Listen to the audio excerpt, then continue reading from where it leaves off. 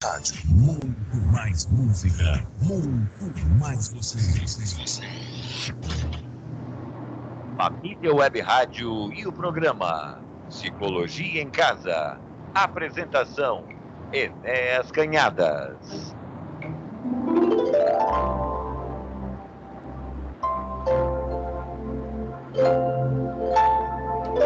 Bom dia, doutor Enéas. Bom dia, Luiz. Bom dia, família Web Rádio. Bom dia, ouvintes. Bom dia a todos vocês que estão pertinho ou longe. Agora, depois da internet, ou com a internet, não tem mais distância, né, Luiz? São Paulo, Guarulhos, Maceió. Olha só. Todo mundo, e uma cidade, acho que é Urânia, é longe demais essa cidade. Bom dia demais. Enéas, hoje é dia 26 de março, dia do cacau. Dia do cacau. Dia do Não cacau. sabia, Luiz, não sabia. Hoje é o dia do cacau porque está chegando a Páscoa. Ah, ok. Porque sempre que se fala em cacau, a gente acostumou pensar mais no dinheiro do que no cacau que faz o ovo de Páscoa, né, Luiz? Bom, Enéas, estamos gravando aí para o YouTube. Perfeito. Né? Se ajeitar aí, deixa eu ver se estou bonito. Tal. Tudo bem aí? Deixa eu ver se eu escovei bem os dentes, né? Entendeu? Eu vou limpar o óculos. Bom, você aí que está no YouTube, estamos começando o programa do Enéas, Psicologia em Casa. O programa é dele e eu que falo pra caramba. Enéas, qual que é o telefone? Lembrando que o Enéas é psicólogo. Quantos anos, Enéas? 40. 40 anos. 40 anos, exatamente. E você que está no YouTube aí, ó, pode ligar para ele. Qual é o telefone, Enéas? É o 11 99995 5978. Como diz? 11 99995 5978. Está no rádio aí também, pode ligar para o Enéas aí, né? Se precisar, liga para ele. Enéas, tema de hoje no Psicologia em Casa. Hoje, Luiz, eu quero testar a sua capacidade de busca e pesquisa. E já chega a doutora Ivênia ontem, viu? Que ela fala umas coisas. Não é, Luiz? Você lembra? Ela fica me pegando de surpresa também, viu? Ela fica te chamando, chamando a atenção para você. Ela fala umas coisas lá e quer que eu adivinhe. Doutor Ivênia. Mas é interessante, né, Luiz? Todos aqueles anos que nós estivemos juntos na Rádio Boa Nova de Guarulhos, era comum a gente conversar com o operador de som, né? Tendo o ser humano precisa da interação, né? Ele precisa falar, precisa ter certeza que o outro está ouvindo, que o outro responde, troca ideias e opiniões. Muitas vezes o comunicador chegava lá sem tema e conversava com o operador. O que nós vamos falar hoje? Exatamente. Aí eu falava, eu tenho um tema aqui que custa R$10. Mas o que eu quero dizer é que, apesar de ser pela internet, a gente está se vendo no momento em que faz o programa, no momento em que conduz o programa. E você está aí do outro lado, como se estivesse do outro lado do vidro da sala de operação de som. Aliás, você está fazendo, de fato, isso, entre outras coisas, né, Luiz? Você vê como que nós chegamos. Hoje parece que você está do outro lado do vidro lá. Lá nós tínhamos uma separação na técnica de locução, você ficava na mesa e eu ficava na técnica. E agora, hoje, você está no alto da Lapa, fazendo por vídeo e como se estivesse aqui na rádio. Exatamente. Exatamente, Luiz. Mas enrolei, agora eu quero saber do tema. Então, hoje eu quero aproveitar aqui um texto que é do Mário Sérgio Cortella. Mário Sérgio Cortella, eu creio que muita gente conheça, o filósofo e palestrante, e esse texto está baseado no que ele fala, e olha, desde que eu conheço esse texto, eu passei a usar para o meu esclarecimento, para tentativa de ajudar outras pessoas, e eu penso que essas ideias encerram uma grande dica, como se fosse uma grande receita, na verdade, uma grande ferramenta, né, para que as pessoas consigam pensar a respeito dos seus quereres e também a respeito do que as pessoas podem ou não, e também a respeito do que as pessoas devem ou não fazer. Por que eu pensei nesse tema? Nós vamos falar sobre o que nós devemos fazer, né? Para resumir, para simplificar um pouco. Nós vamos conversar sobre o que nós devemos fazer, Luiz. Então, eu quero ver você achar uma música, uma música que fale de alguma forma, né? Que nós devemos fazer, né? Ou não, né? Ou não fazer. Exatamente, então, porque se nós devemos, né, nós podemos também não fazer, né? Enfim, esse é o nosso papo de hoje. Qualquer ideia que se aproxime disto, né? Mas eu creio que isso a gente encontra com muita facilidade nas letras das músicas, né, Luiz? Você que tem aí um baú musical, né? Quantos anos de operação de som, Luiz, você tem? 30 anos. 30, olha só. 30 anos, a minha vida foi música desde o meu pai, né? Meu avô, meu pai, eu e meu filho. Então, na verdade, tem mais de... Você tem 30 com música, mas se nós somarmos o seu avô e o seu pai, olha só que história grande, extensa. E meu filho, né? E seu filho, então. Convive com a música, né, Luiz? Pra você ver. É bom, né? É bom demais. Só não dá dinheiro, mas tudo bem.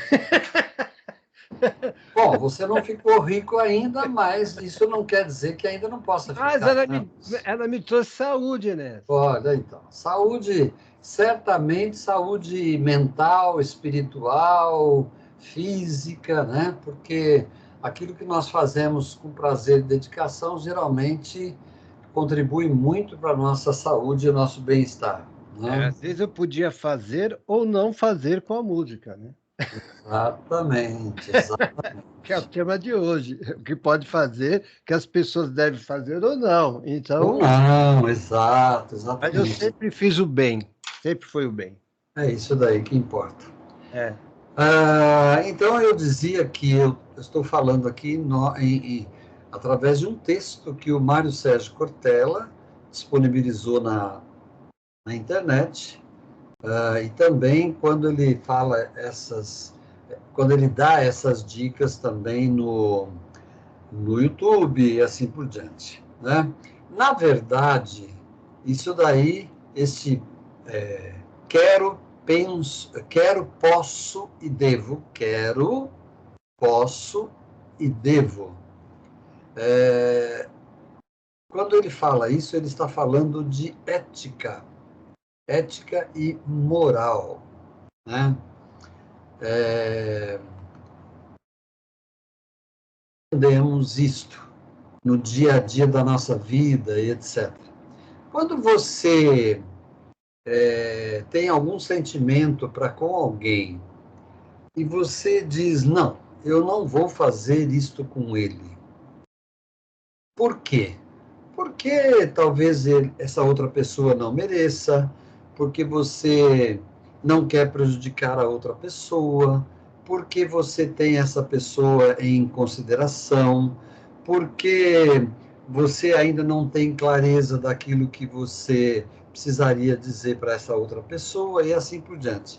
Enfim, quando você faz esta afirmação, você está praticando princípios éticos. Princípios éticos. Em essência, quando nós temos um princípio ético, nós pensamos, nós refletimos e nós cuidamos para quem nós queremos ou não fazer. Existe uma música do Peninha, Olha aí, Luiz, uma dica, hein? Opa! Tinha uma música do Peninha que diz: quem ama, cuida. Né? Então, isto é um princípio ético. Né?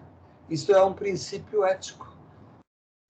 Pelo amor, pela consciência de que eu amo alguém, tenho amor para com esse alguém e, portanto, eu me disponibilizo a cuidar. Né? Então, olha só como a nossa vida, na verdade, é preenchida de atos éticos. Né? Agora, alguém pode dizer assim, mas espera aí, e a moral? Como é que fica a moral? Né? Nós já vamos procurar, dentro do texto do Mário Sérgio Cortella, exatamente diferenciar, né? E entender melhor tanto a ética como a moral.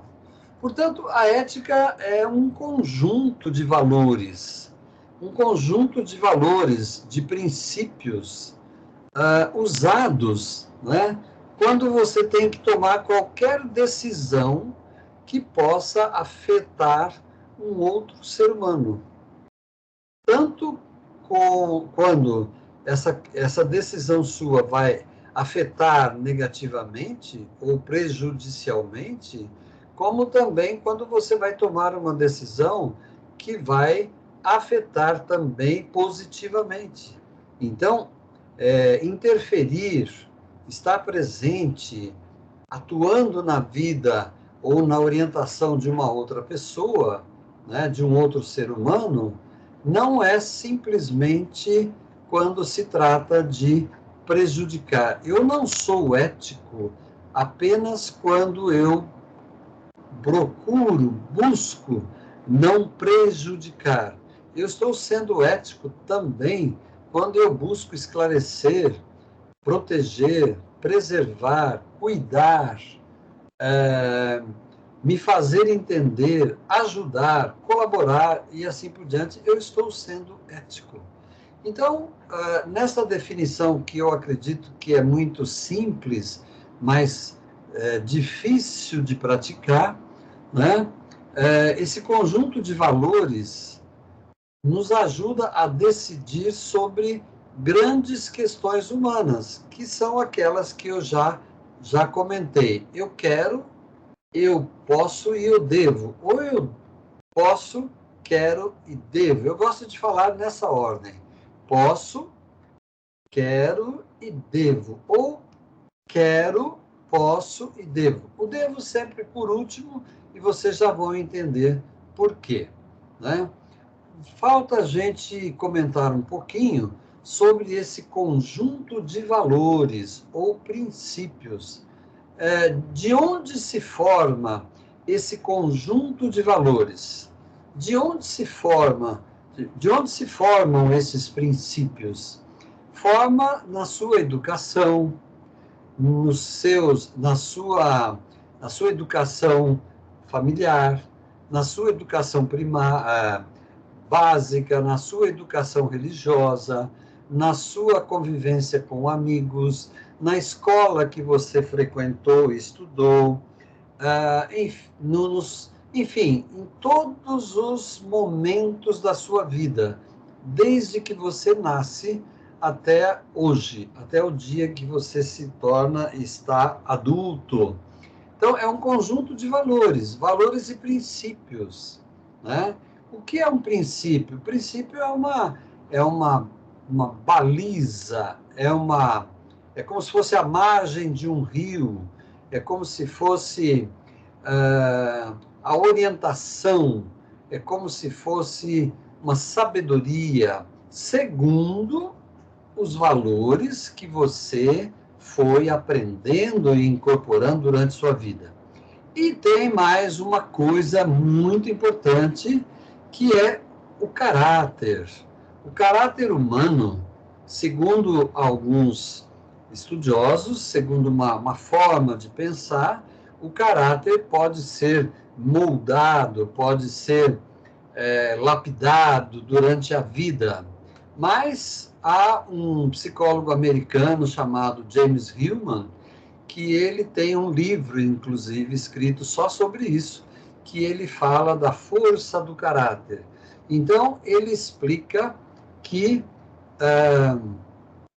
o caráter é algo que nasce, isto é, você é, em parte, o seu caráter. Então, o caráter é algo dentro de você. Este caráter vai sendo enriquecido, vai sendo agregado, vai sendo, digamos assim, ampliado, outros princípios e valores vão sendo agregados de modo a fortalecer, de modo a tornar os seus princípios e valores mais consolidados e demonstrar o quanto este caráter define você, né?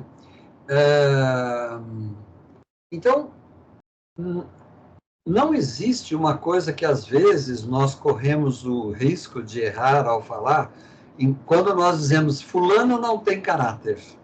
Não, todos nós temos um caráter. O problema é que nós podemos ter um caráter mau ou bom.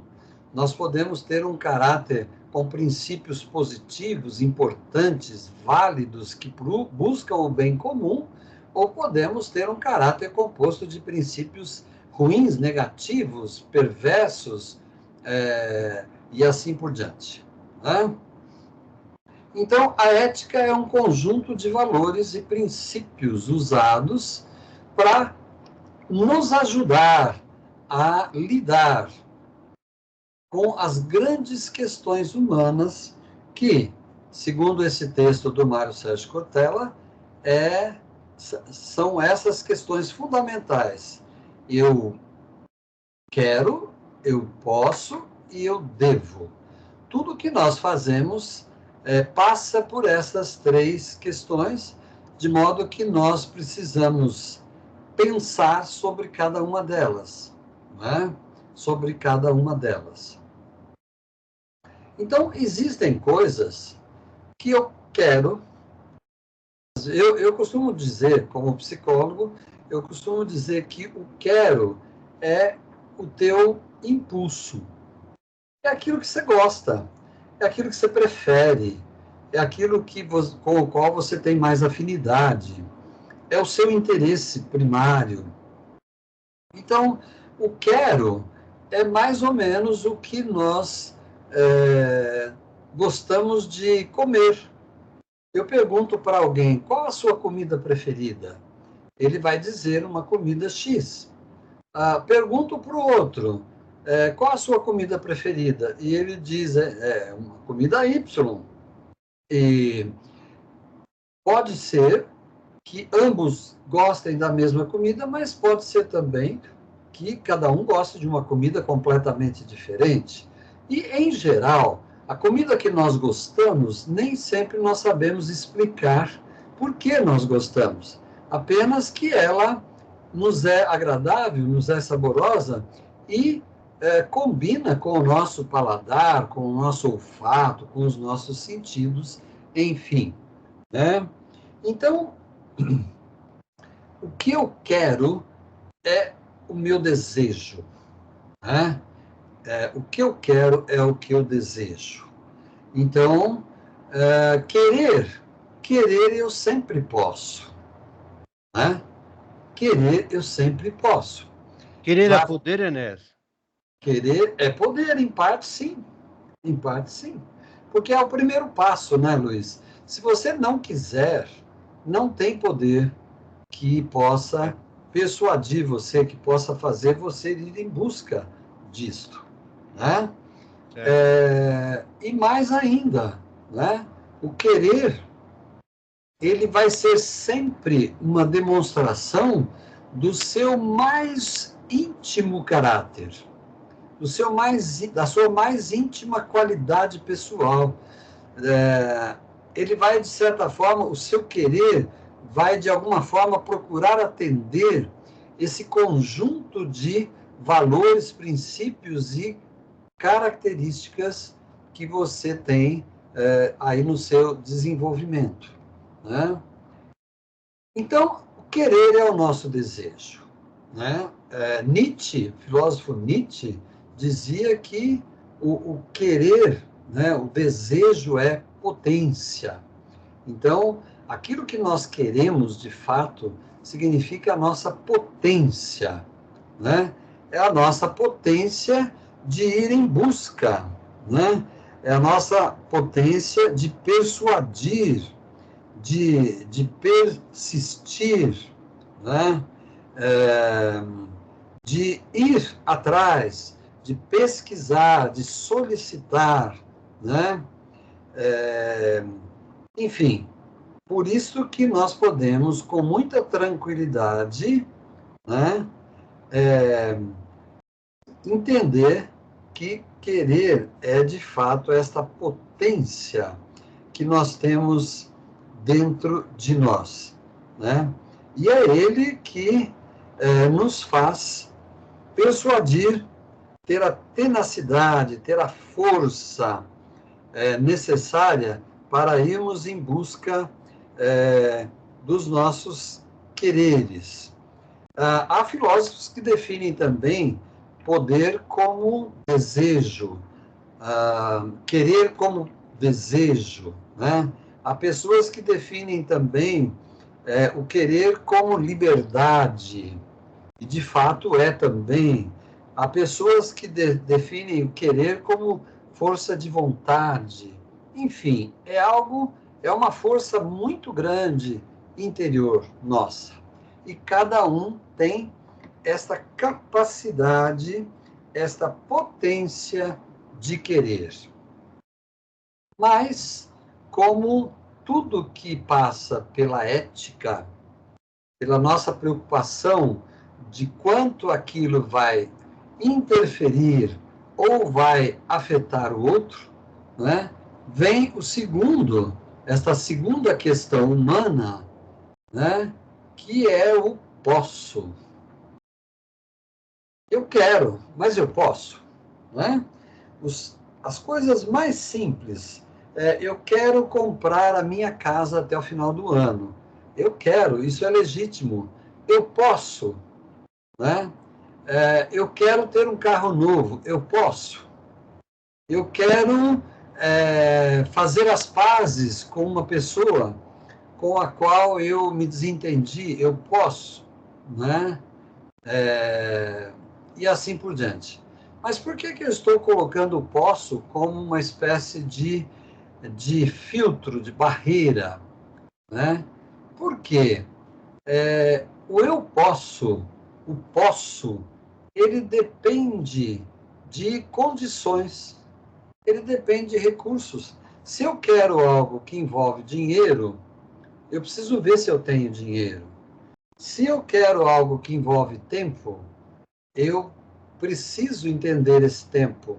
Se eu quero algo, se eu entendo que posso fazer as pazes com alguém, né? Eu quero, portanto, eu posso, porque o meu querer diz que eu quero fazer as pazes, eu posso. Mas será que a outra pessoa está disposta a fazer as pazes comigo? Então, o posso depende das condições. E muitas vezes as condições dizem respeito à minha vida e às vezes também dizem respeito às outras pessoas que convivem e que muitas vezes são arroladas, são associadas, são aproximadas daquilo que nós queremos e daquilo que nós podemos, né? E aí eu digo que isso é uma espécie de filtro, porque esse filtro tem que nos dar a consciência de que nós podemos, de que nós temos condições, de que nós contamos com as possibilidades. O ser humano é um ser de possibilidades, como se diz no tratamento, na concepção existencial. O ser humano é um ser cheio de possibilidades, né? tudo aquilo que o ser humano tem em mãos, ele pode efetivamente, ele tem a possibilidade, muitas vezes, de realizar. Mas, a partir das possibilidades, ele começa a se deparar com as probabilidades, que é outra coisa. Ele começa a se deparar com as condições, com o momento, com a vontade da outra pessoa e assim por diante. Então, o posso tem que passar por uma espécie de filtragem para que nós tenhamos uma profunda condição de realizar o terceiro passo dessa grande, fundamental e profunda questão humana, em tudo que nós fazemos e em tudo que nós somos. E aí, Luiz, a música está na ponta da agulha? Ô, Inés, as pessoas devem ou não fazer? Se for coisa boa, deve. Aí que está, né? Não é que deve. As pessoas devem fazer. Não deve. Dever, não. Faça, se for coisa boa, né? Não deve. Pois é, mas o que é coisa boa, né? Ajudar o próximo, uma cozinha, fazer Por exemplo, o exemplo que o próprio, no próprio Evangelho a gente encontra. Feijoada é muito bom. Mas eu devo dar feijoada para uma criança de 3 anos? Não. Né? Então, olha só, é bom para mim, mas não é bom para ela, por exemplo. Então, por isso que vai passar pela fase do devo. Né? Tá, agora entendi. Devo. Entendeu? É bom. É bom. Você já ouviu a expressão tive que engolir goela abaixo? Né? Tive que engolir goela abaixo significa que alguém achou que era bom para mim e eu não gostei de engolir. Tava cheio de pimenta, hein? Ou então está cheio, ou então tem um sapão, né, Luiz? Quantas vezes nós falamos que temos que engolir sapos, né? Engolir sapo pode ser que alguém tenha feito esse sapo vir para mim, achando que eu deveria engolir, mas não foi nada bom engolir um sapo, né? É uma expressão grotesca, mas eu acho que ela representa muito bem como seria se nós tivéssemos que concretamente engolir um sapo.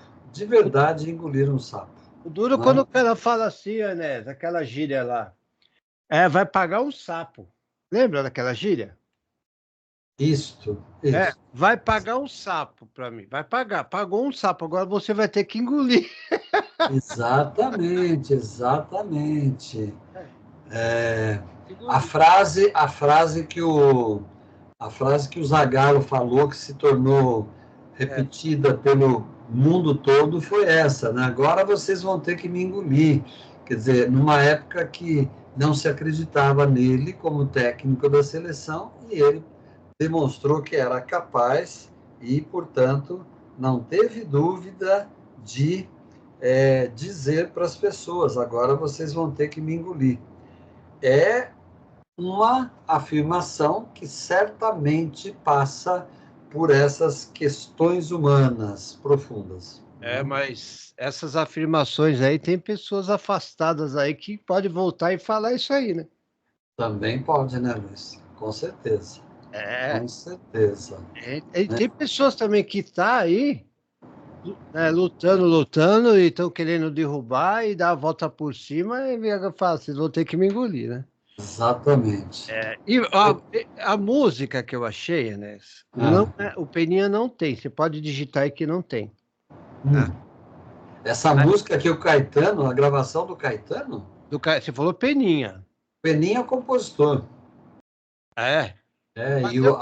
Quem mais tornou essa música conhecida foi o Caetano. Tanto é que tem gente que pensa que é composição do Caetano, né? Mas é do Peninha. Você me ensinou isso, Luiz. Você já esqueceu? Olha, eu achei uma aqui, agora se eu for trocar, aí demora. Mas Não, eu tinha tudo uma bem. do Vai Regis, lá. eu Vai achei lá. uma do Regis Danese. Aqui. É. Quem ama, cuida. Ele está Então, falando, quem ama, cuida. Vamos ver, vamos ouvir. vamos ouvir com atenção, Luiz. Vamos lá. Quem ama não machuca, quem ama cuida.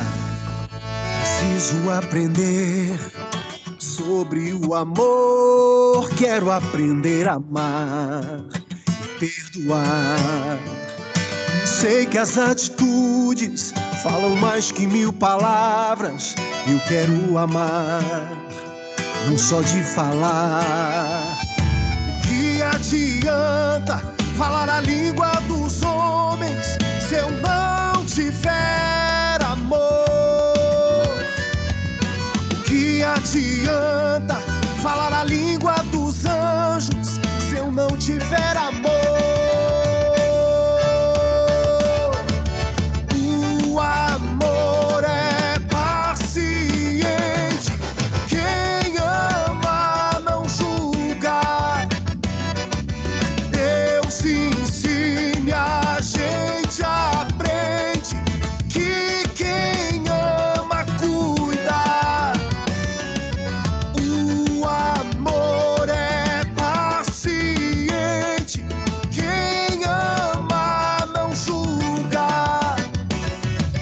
Deus ensina, a gente aprende que quem ama cuida.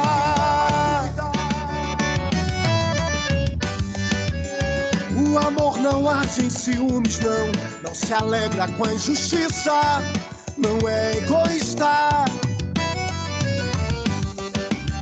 O amor não arde em ciúmes, não se alegra com a injustiça, não é egoísta. O amor é paciente, quem ama não julga. Deus ensina, a gente aprende que quem ama cuida. Quem ama, cuida, Enéas. Exatamente isso, dentro do que nós estávamos exatamente falando, né, Luiz? Quem ama, cuida. Então, voltando lá naquela conversa nossa de engolir sapo ou não, né? Dentro desse nosso tema de hoje, tem coisas que eu devo, mas não... Tem coisas que eu quero, mas não posso, né? Ou não devo. Tem coisa que eu devo fazer, mas não posso. E tem coisa que eu posso, mas eu não quero fazer. Portanto, eu não vou nem chegar no devo, né? Você fica realmente em paz, você realmente cumpre os seus deveres éticos, vamos dizer assim, né? Depende dessas 3 situações, depende de uma resposta sim para essas 3 situações, né? Se não,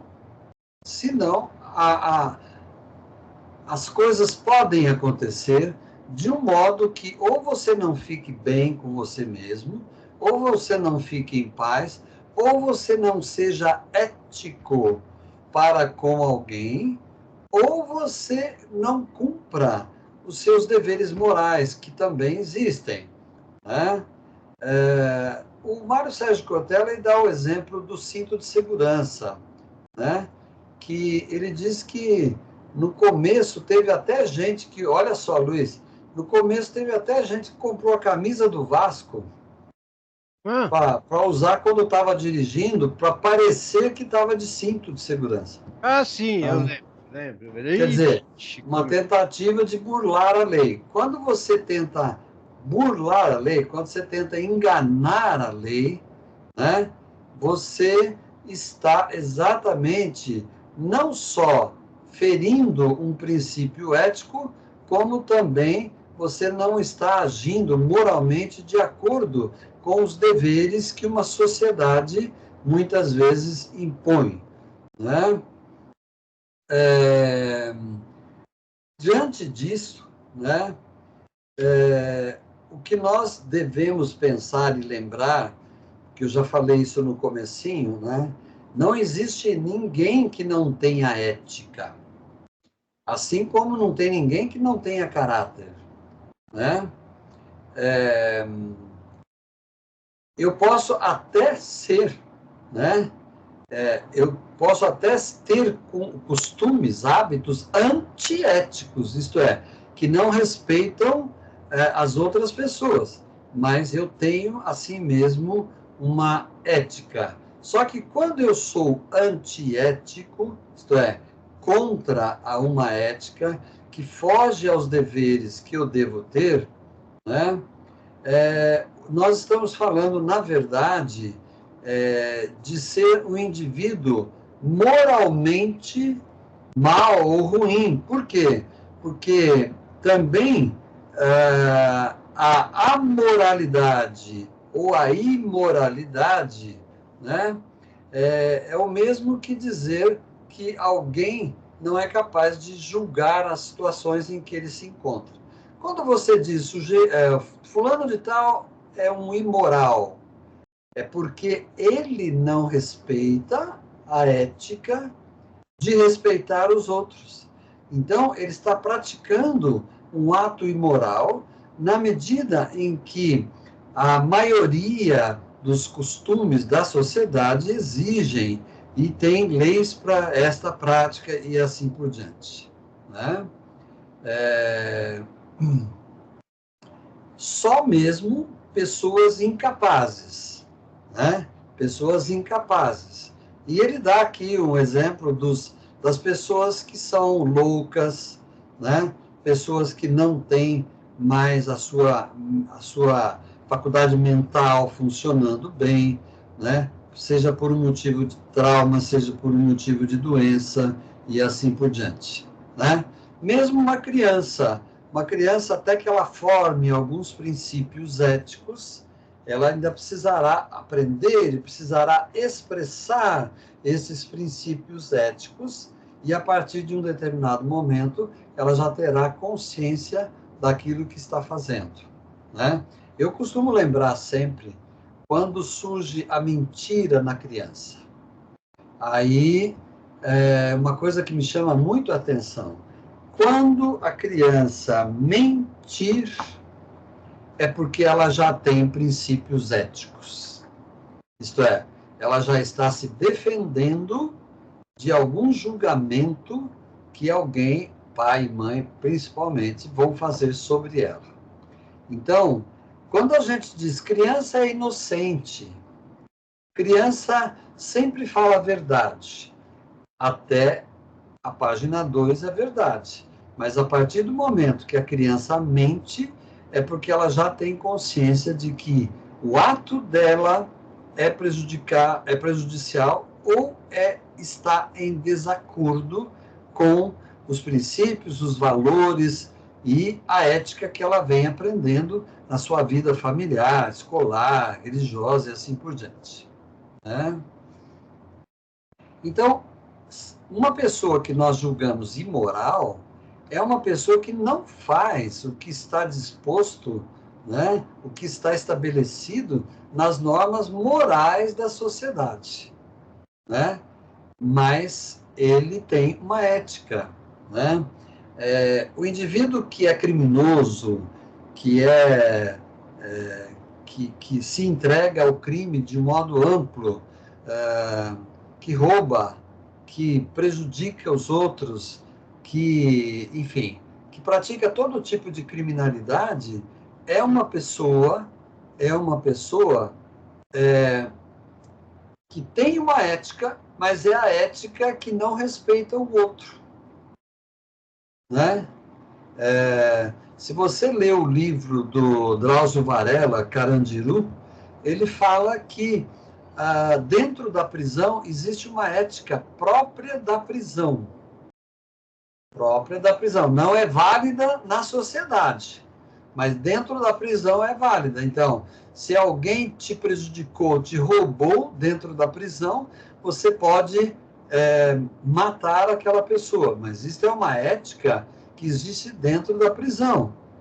É como se fosse uma sociedade à parte. Na nossa sociedade livre, além da nossa ética, nós temos as normas morais que conduzem a nossa sociedade, né?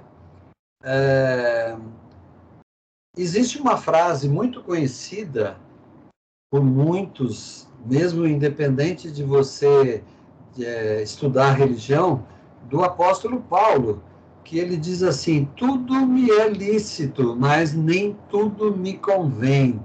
Então, o apóstolo Paulo estava aplicando exatamente isso.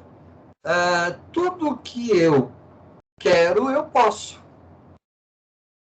Não haverá ninguém que possa me impedir se eu quiser fazer, mas nem tudo me convém.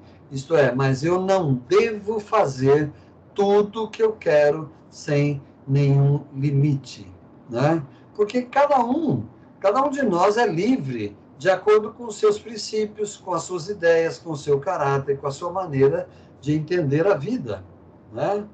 E quando uma pessoa tem dentro dela uma permissão que ela mesma dá para ela fazer, então acontece o quê? Acontece que ela demonstra uma ética que está em desacordo com o respeito aos outros, com a consideração aos outros, e está também, certamente, em desacordo com a sociedade, com as normas sociais onde ela vive, né? Então, o Cortella diz o seguinte: pode-se fazer qualquer coisa, porque você é livre, né? Mas não se deve. Então, olha só, pode-se fazer qualquer coisa, porém não se deve fazer qualquer coisa, né? E ele dá alguns exemplos, né, do que é prático e do que não é ético, né?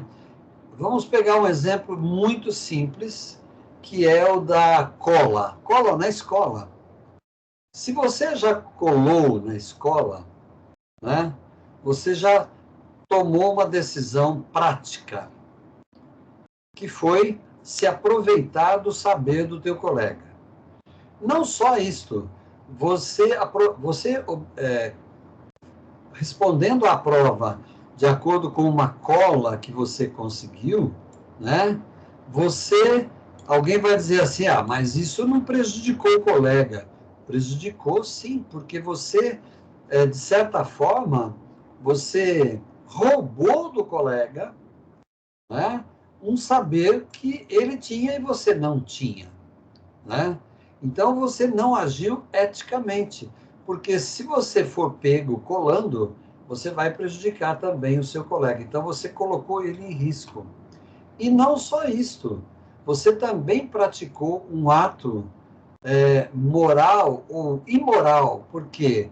Porque você fez de conta que não havia regras e não havia princípios morais para praticar a cola, né?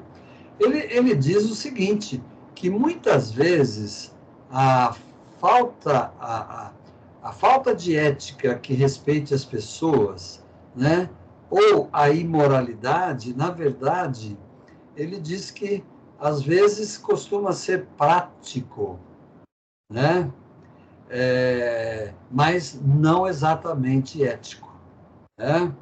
Então, existe uma grande diferença entre ética e moral, né? A ética, como eu falei no início, segundo esse texto, ela depende de princípios e valores.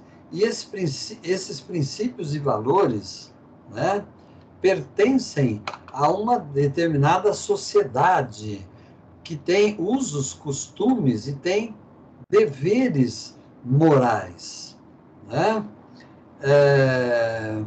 Portanto, um povo pode ter certa ética que o outro povo não tem, né? Embora existe quase um consenso de que a ética é algo adotado pelo mundo inteiro, por todos os povos, né?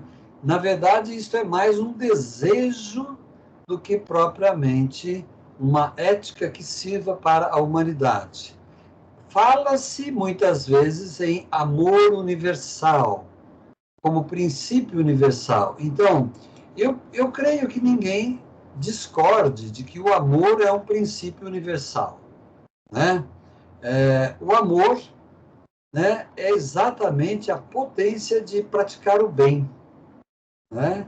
Mas podem existir situações onde esse amor não apareça ou ele não dite os princípios morais necessários para aquela dada sociedade viver defendendo ou segundo valores morais, né?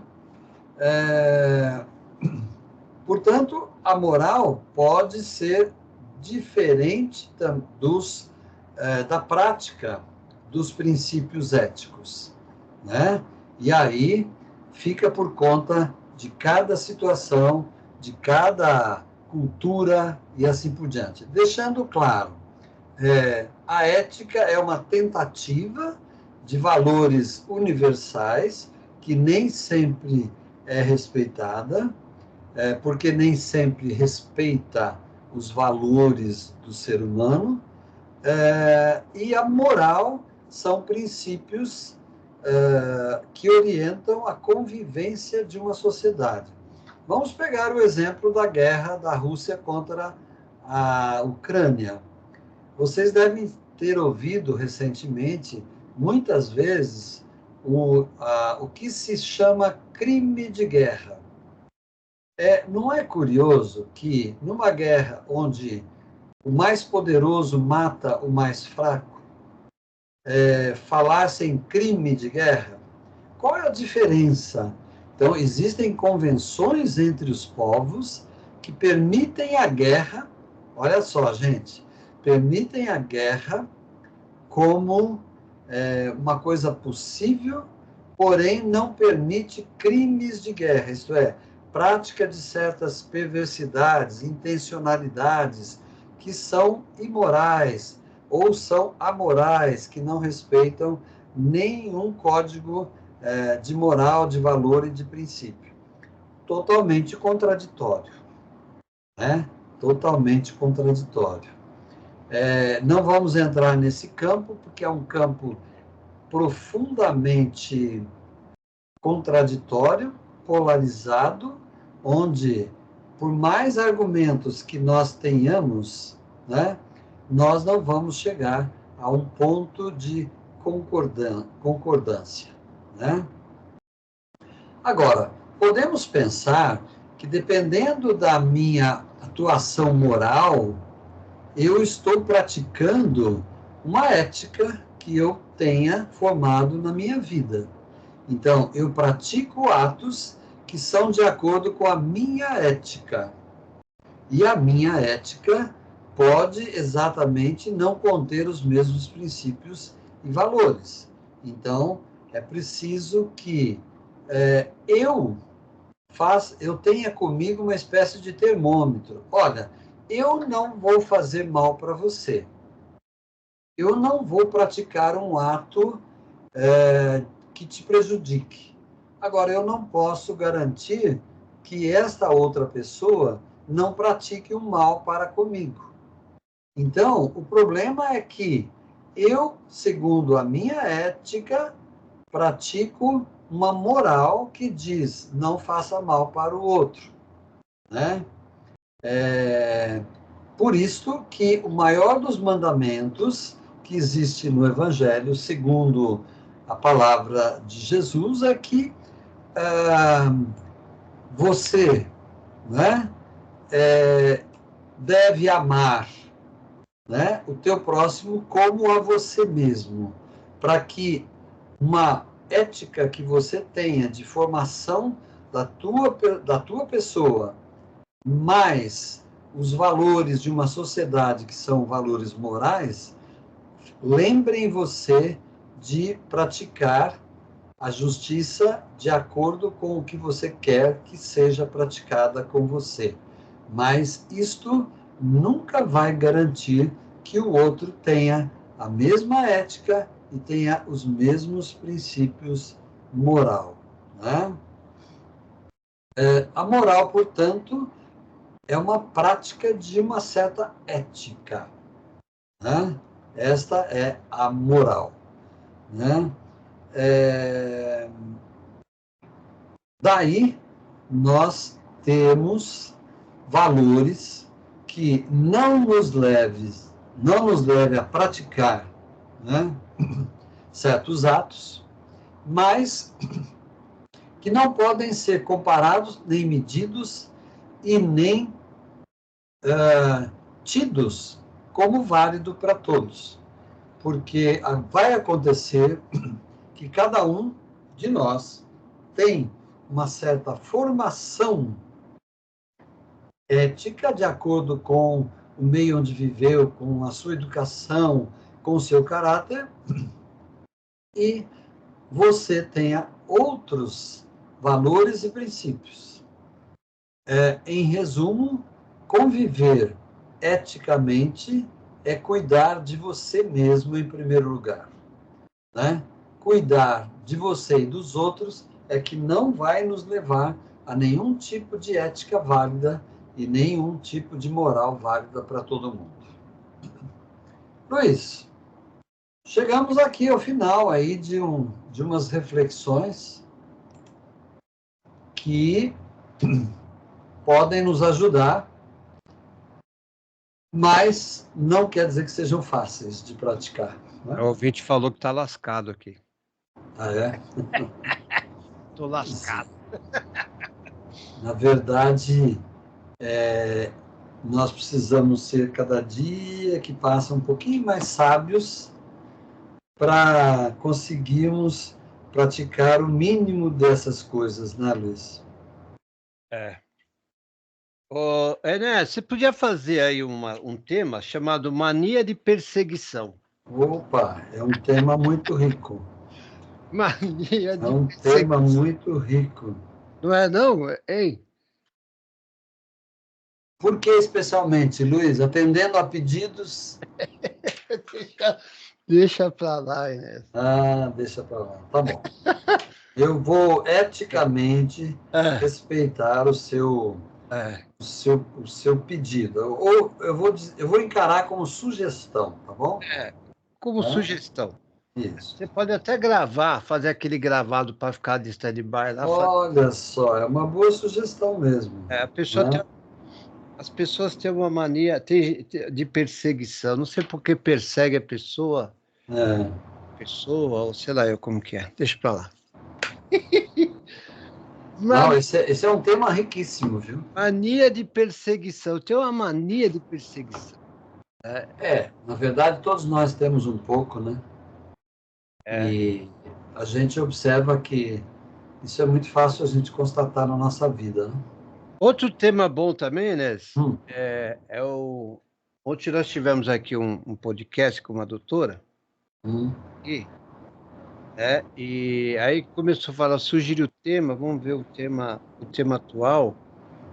O tema atual hoje, Enéas, você sabe mais do que eu, que você deve estar trabalhando aí,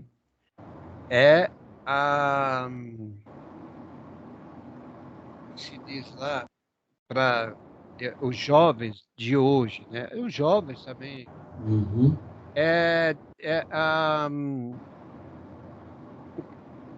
que está acontecendo hoje, a maioria com os jovens, né? Ansiedade, depressão. Era isso que estava, que por causa da idade sumiu da minha cabeça. A depressão, ansiedade. Depressão, ansiedade, suicídios. A vontade de querer tudo rapidamente. Isso, Inés, você tem muito a trabalhar aí, né? É o tema de hoje, né? Sem dúvida. É um tema inesgotável, né, Luiz? É a depressão. A depressão carrega tudo isso, né, Enéas? Sim. E ontem nós tivemos um podcast a respeito dessa depressão aqui na rádio. Perfeito. Ô, Enéas, eu estou tentando te segurar mais 3 minutos, porque só eu comi uns 4 minutos do seu programa logo no começo. Não, estamos kits, não tem problema. E você só volta o mês que vem, viu? Só o mês de abril, né, Luiz?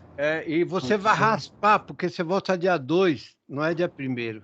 Não, é no dia 2. Vou passar voando, baixo, mas voando sobre isso. Né? E você que está aí nos ouvindo, nos vendo pelo YouTube, que quando a gente está gravando, mandando alguma para o YouTube, a gente sempre pede aí um sinalzinho, dê um like lá que está gostando. É assim que o pessoal fala, né? É isso aí. Vá lá, manda sua pergunta também pelo YouTube, que logo mais vai estar lá. Vou mandar para você aí, viu, Enéas? Depois do programa. Tá certo. Vamos lá. Tem mais alguma coisa, Enéas? Já te passei uns temas bons aí, hein? Sem dúvida. Preciosas sugestões. E hoje, dia 26 de março, dia do cacau. Vamos falar de chocolate. Perfeito. Vamos também levar isso em conta, né, Luiz?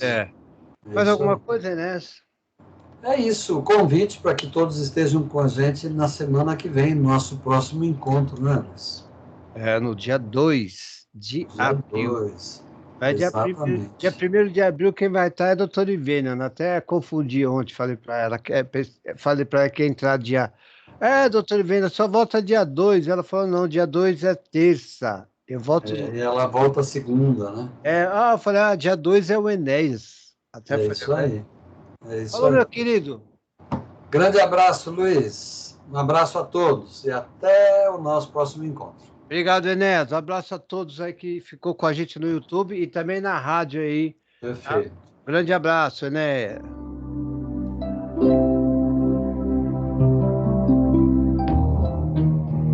Família Web Rádio e o programa Psicologia em Casa. Apresentação: Enéas Canhadas.